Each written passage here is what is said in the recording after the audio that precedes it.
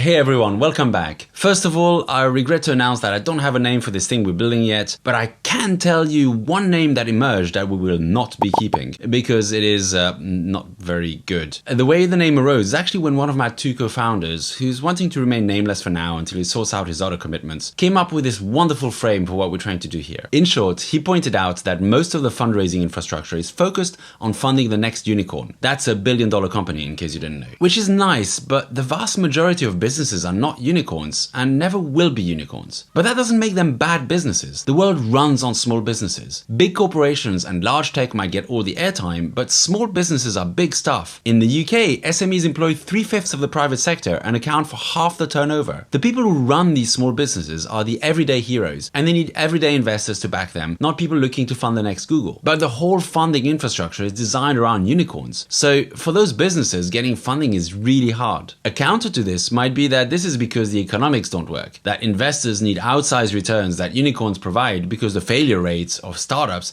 is so horrifyingly high. But is that really true? Small business statistics can be a bit misleading. They say that X% of businesses will fail within some small number of years. By that, they mean that the business is no longer in operation. But there are a lot of reasons why that might be.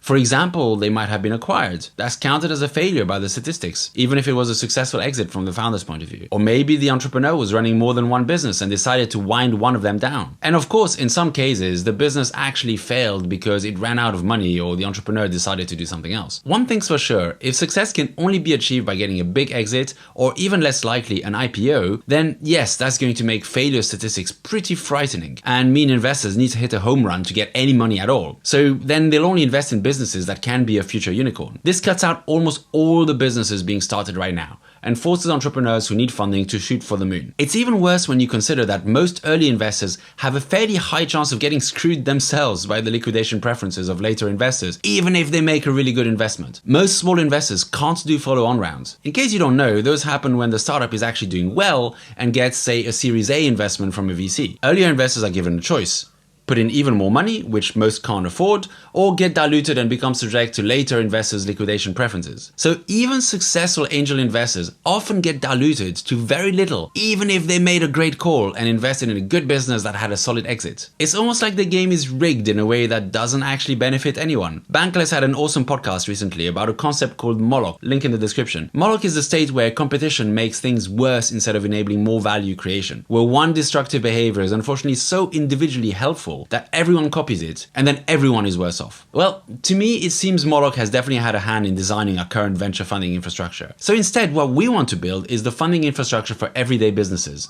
run by everyday heroes, funded by everyday investors. So anyway, the possible name that emerged from this was Everyday Heroes. When I suggested that, I was met by horrified gazes on the Zoom call, and you'll be glad to know this is not the name we'll be sticking with. Apart from that, conversations will always happen. More such thrilling conversations are scheduled. Exotic locations like the British Virgin Islands, Panama, Dubai, Mauritius, and even the remote, quaint nation of Germany were discussed. A great bit of news is the law firm we're speaking to has agreed to provide some template legal documents that founders can use as a starting point. Of course, people should speak with their own lawyers before doing anything. The fun and games of operating in a legal grey area. Also, from those conversations, it sounds like the best model for building this will actually be some form of somewhat centralized legal entity, which is a good thing because it means it can actually generate revenues and then start building something really competitive. Of course, as much as possible, everything will be built on decentralized rails so others can join the fun. The goal is to help those everyday heroes all around the world, right? Before I close off this week, I have a request. If you know of founders who are thinking about raising money with or without NFTs, please tell them to get in touch with me via my Discord, link in the description.